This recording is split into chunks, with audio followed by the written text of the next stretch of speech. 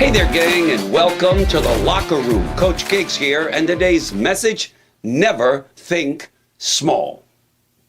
You know, I remember early on in my life, I was thinking real small. You know, if I could just get a nice little apartment, I'd be happy as could be. The company I work for, they told me that you could earn residual income, and I thought, man, if I could just get $5,000 a month, I would retire. You know, in the early days of my career, I was thinking very, very small. And because of it, my growth wasn't realized until much later in life when I began to think bigger. And I learned this lesson the hard way. Thinking small got me small. When I started to think bigger, things started to get bigger. Where does this small thinking, big thinking come from? Number one, your environment.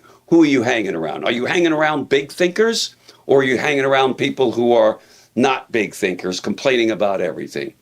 Number one. Number two, do you have some big dreams and big goals that scare the living shit out of you? If you do, then you're thinking big. If they're tiny and small, well, if I could just get by, if I could just get a nice paycheck and get my bills paid for. No, all of that is small thinking. And why don't we think big? Fear. Fear that it won't happen. Fear that I'll set myself up for disappointment and failure. I'm going to tell you something. The world class, the most successful people you know are big thinkers. They don't allow themselves to think small. Yes, that puts pressure on you. Yes, it's going to get you out of your comfort zone. But here's what I promise you today.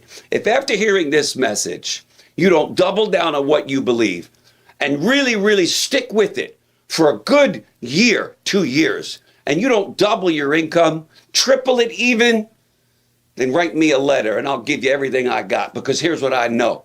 If you'll think bigger, you'll have bigger.